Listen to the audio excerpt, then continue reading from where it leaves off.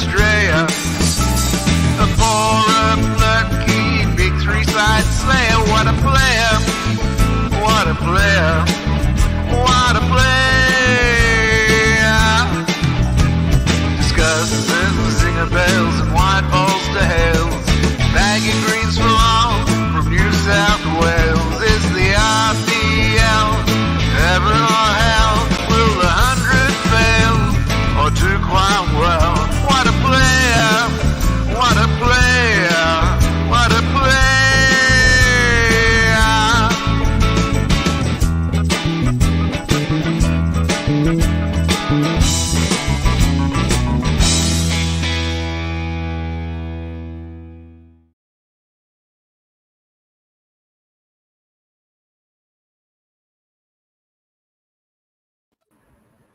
Hello and welcome back to Waadaplaya Concussion Sub-Series. From a series loss versus Bangladesh, a humiliating series loss in T20, to World Cup T20 champions, I don't think anybody gave them a chance. And I think during the group stages, they were struggling. All you know, Australia has just defeated New Zealand by 8 wickets with 7 balls to spare. Mitchell Marsh, what an innings. And let's get some reactions in to talk about the post game of the finals. We have Anil Jain from Surat, Mithun from Canada, and Sanjay Dubey from London. How did you guys enjoy that one-sided final, and did you ever think Aussies will win the T20 World Cup? Definitely, Yeah, I I did will not. start. Definitely, I Good. did not predict Australia to win at the start of the tournament, especially with Warner being out of form and Smith just coming back from the break, and because he spent a lot of time on the bench for Delhi Capitals, so he was not playing regular cricket also. So I never backed them to win this tournament, but they came good because whenever Warner is in good form, he came to form at the right time for them. And Mitchell Marsh was a surprise package altogether in this tournament. So finally justifying his talent and winning the important tournament for them, Australians. So it was a very good tournament for them. They were a dark horse, and they proved everyone why are they are the champions. Yeah. What an innings from Mitch Marsh, Anil. Definitely. I mean, after the Bangladesh series, he was included as part of the team 11, and he never. I don't think so. He's opened up as early as at a position of 3, but complete surprise package from him. For some reason, he looked much more hulkier today. I don't know. He looked in complete form of his life. Uh, Yeah, so definitely, like complete control. You don't see any kind of misses from his end or something like that. He just came in the first ball, he hit for 6. What a shot! Yeah. Terrible, terrible. Wonderful player. Yeah. And Sanjay, from the group of death, as we called, Aussies were part of that group. And they just lost one game out of their group stages and then beating pretty much every top side and winning the World Cup. How special is this? Coming into the tournament, obviously they were the underdogs. People were writing them off. They would have struggled to come out of that group into the knockouts. But coming into form at the right time, peaking at the right time, getting those quick runs against Bangladesh and all to ensure their run rate is better. And once they are in the knockout stages, although this team may not have experienced as many knockout games, but traditionally Australia are very, very good in knockout stages. Look at all the 5 World Cups they've won. Apart from the 87 World Cup, everything was pretty much one-sided, and that's what coming into the final it ended up being. Apart from that Williamsons knock, there was nothing in it for the Kiwis. He provided some glimmer of hope. 57 for whatever after 10 overs, you've literally left 20 runs in the bank there. So I was not surprised that Australia have won this. I was personally rooting for Pakistan after India went out because I thought they were quite well organized side, and they look completed. If they look like the Australia of old, but whatever happens in this tournament, whatever happened in the final, the memory of Wade finishing that with 3 sixes, that will be the lasting memory from this World Cup campaign for Australia, I think. Yeah, you're so right. Today they showed the ruthless Aussie attitude in the final for sure. Speaking of Kiwis, I think they had a good score on the board, and we spoke about it during the break. We felt that Glenn Phillips probably played slowly and costed them 10, 12 runs. Anil, what did you think? Was this a challenging score, or were they short overall on this So, pitch? so initially, I thought it was a challenging. I mean, if you see the way Martin Guptill and Williamson were playing, it looked like the pitch has two pace. It's offering something to the bowlers. So that's why I thought, okay, 170 on this thing would be a challenging one, and definitely correct. I think the last 3 overs. New Zealand didn't score much. They should have scored easily 40 odd more runs, and then yeah, so like Sanjay mentioned, they were short by 20 runs definitely. Hmm. But 170 on a final, it always looked promising. But then hats off to Australia, the way they batted.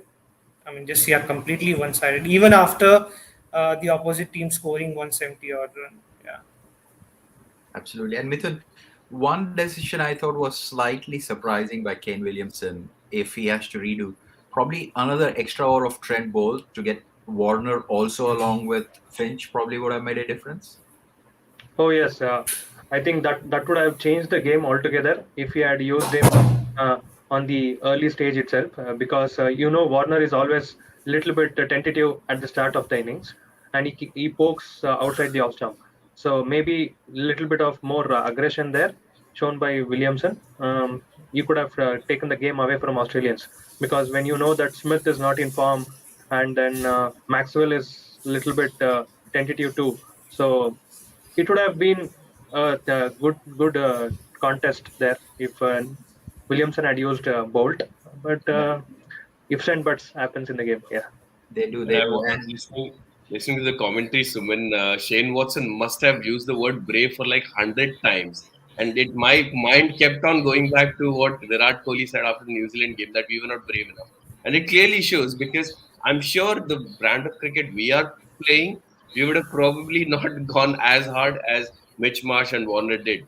They ensured that even if they lose the wicket, even in the semi-finals, the guys coming in wouldn't have 14, 15 runs and over to chase. And they were on track on this one as well. Even if they were four down, they would have had enough firepower to go at 10 and over and win the game. So I think being brave is the key. Not worrying about losing the wickets, hitting those big sixes, etc. You need some ticker. absolutely. And being brave goes back to another change they have made in the batting order, if you guys notice. Smith was supposed to come when Warner fall, but we knew that Smith's going to slow it down, so they sent Maxwell up. I think those are the tactical genius calls which probably differentiates. What do you guys think about that move? definitely. I think if you go back and see again as a brave decision uh, for the Pakistan game itself, when the first wicket was down, and then the way Mitchell Marsh batted against Shaheen Afridi soon as he came in shows that his complete intent. So he was going after both Haris Rauf and Shaheen Afridi so well, and took the game away from them. Yeah, And that was the intent and brave decisions you need to take. Sometimes it clicks and sometimes doesn't, but they have a backup of experienced players in the middle order who could come back and steady the innings. And coming back to today's decision to bring Maxwell ahead of Smith was a good move, because you know that Smith is somebody who can bat at any place, and he plays according to the situation. So, so even though if Maxwell would have failed, we knew that Smith will come back and anchor that role there and score those runs and give that support to Mitch Marsh. But they had intent clear, saying that quick runs from Maxwell will take the game away from the New Zealanders. So that's what he did. Yeah. so slightly different question, left field choice. So, of course, Australia were never in the contention from the start, and they were mediocre to be champion. If not for Australia, who would you pick? Was it England? Was it New Zealand? Was it Pakistan? Who are the deserved winners if we were to look at outside of Australia? I backed personally England will win this year. The way they were playing from the group stages, they were a complete team in each and every department. So whether it's bowling or batting or the fielding, especially on the field, they looked really in the energetic team, and took all those blinders, and that will take the game away from the opponents when you take those crucial catches. and backing your bowlers, and that will give them confidence. So I was backing them to win, but Kiwis just bowled a very good day and took the game from England. Yeah. Yeah. There was one loss in the tournament for Aussies. Who did they lose to? England. England, and they Yeah. lost very badly. Hmm. Yeah, I think that's what differentiates. That's what I thought. Sanjay, what else could have New Zealand done? Probably, is there anything they should look back and think that they would have done slightly different to be called the winners?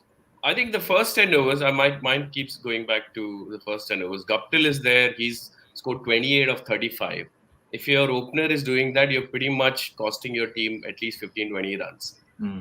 If not for Williams's innings, this would have been not more than 150. Williamson was absolutely brilliant. If he had one person going at reasonably decent strike rate, this would have been 190, and who knows what would have been the case. So one is that. The other thing is this was on what the second time they've lost a game after being put into bat, even against Pakistan. That is the case. So Hmm. clearly, although dew wasn't a factor in this instance, losing the toss does sort of impact because it does seem to get better while chasing. So they had to get that extra few runs, and I think they were not brave enough, if I can call it that way.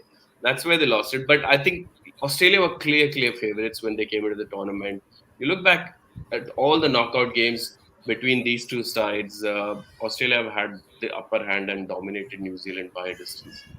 Yeah, I think absolutely. there was a talk about why Guptill and Williamson started slow because Devon Conway wasn't part of the team, and they didn't have a strong middle order. You had Glenn Phillips, you had Neesham, and then you had Tim Seifert, right? So Tim Seifert didn't get any games. I think that was there in back in their mind, to make sure that at least they've played the first 10 overs. But yeah, I mean, I agree they should have been a little bit more brave. 20 more runs would have made it even more interesting Hmm. because then it becomes 190.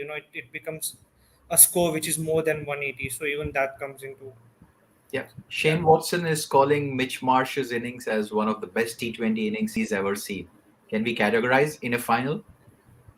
Yeah, so Yeah. Williamson's 50 was the fastest 50 in a T20 final, which lasted for only for 1.5 hours because Mitch Marsh overcome him by one ball. So, I mean, if you look at finals, yeah, definitely. But I think in a final, I think you struggle to go past Carlos Brathwaite's, Hmm. cameo in a final game. But yeah, obviously in semis, you got. I think I would rate probably Wade's 17 ball 41 higher than what Mitch Marsh did today because after that start it was pretty easy. But yeah, you have to score and you have to ensure that you put the pressure and ensure your team wins. But yeah, if you're looking at 50, yeah, Watson can talk what he wants. But it was a great innings nevertheless.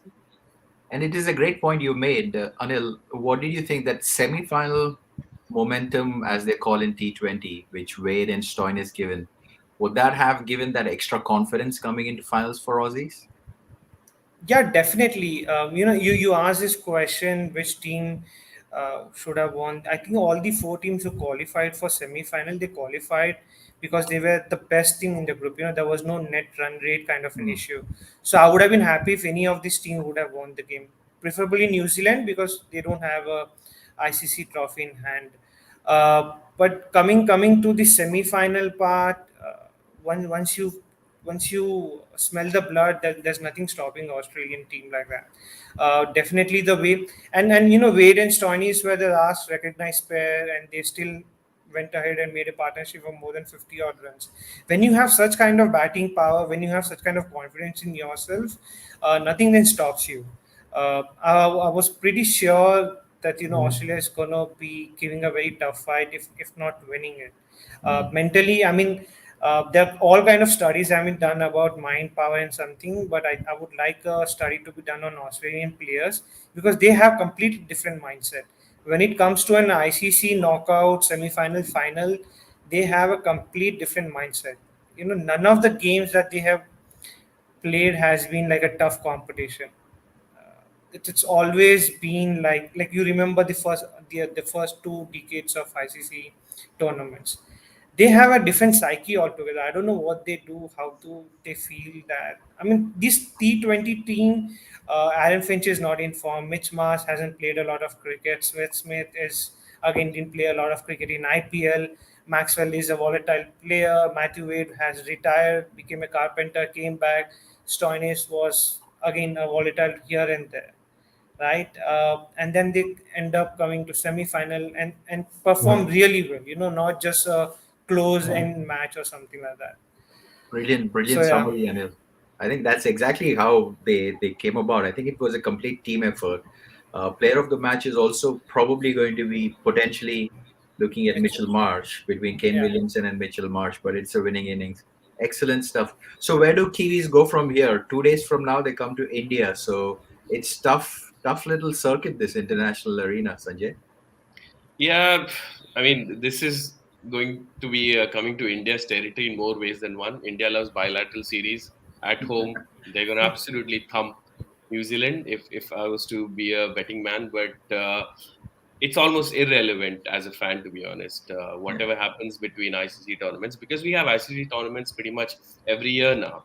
So all the fans would expect their teams to at least make it to the knockouts, have that chance of winning a trophy because you have 2022 World Cup coming up. So teams will start preparing for that, and I think the advantage probably New Zealand has is I think they are playing as a team more often than maybe the Indian side, whereas we Hmm. are playing even the international we are playing with the B side, and 2 months we are playing IPL where everyone's playing in a different setup. So maybe that's got a thing to contribute as well. But yeah, with new captain, new coach, new ideas, hopefully that's what I'm hoping for. But yeah, New Zealand will probably rest a few players and send a few back for the India series, maybe give experience, etc. But next year they'll be right up there because it will be in Australia, and Australia will be up there as well. So yeah, I think a home series is always difficult for any visiting to. Yeah, the best part is next year the T20 World Cup is in Australia, so they'll be defending champions. Nicely set up. This is the limited overs title number 6 for Australia. Amazing, amazing unit. So hopefully, folks who are watching in That's Australia why. are waking up early for a Just fantastic to news add, on Monday.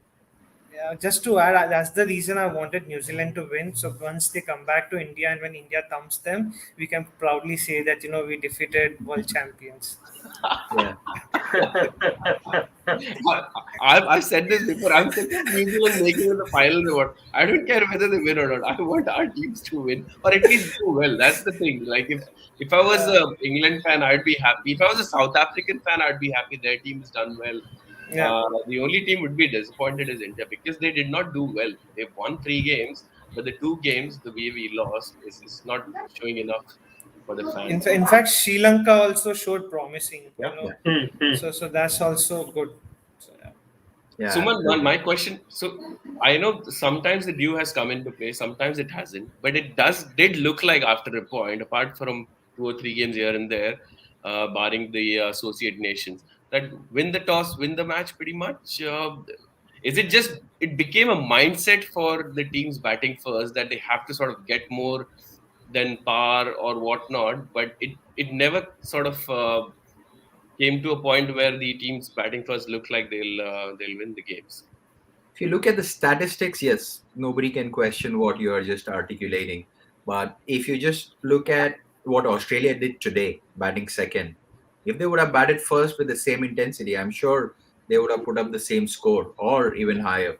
Even if you look at India's change in approach, which we spoke about earlier, first 2 games versus the other 3 games, irrespective of who the opponent is, their clarity of thought about going after the bowling. I still feel in a 40 over game, toss is irrelevant unless there is due. I get it when there is a due factor coming in. But if there is no due in 40 overs, how much will the pitch change? And I still maintain my stand that this is international cricket. You're expected to play against any kind of opposition, any kind of conditions, and any kind of quality of cricket come your way. So who sustains that will definitely see the results. That's my stand.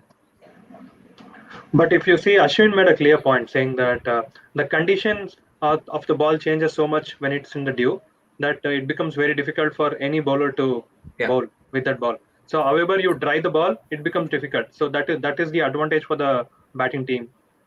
Yeah, due factor, absolutely agree. Gripping the ball will be difficult, catches will be issue, fielding is a tough one. But anyway, I think Aussies have a long night going in Dubai. They will thoroughly enjoy this victory because it'll be special for them. And David Warner, what are the calls? Will Sunrisers reconsider retention, or I what are was we thinking? I was about to think about saying that with these knocks, I think Sunrisers should consider to rethink about their decision, because all the teams will be looking up to pick Warner now. So I strongly feel they should retain him if they have a clear plan. No, Won't be unilateral. So there's no way Warner, even if they give whatever correct. money they want to, Warner's not coming Yeah, back. Yeah, 100%. I think correct. Warner won't stay. Yeah. Yeah, definitely. Good Warner for won't stay.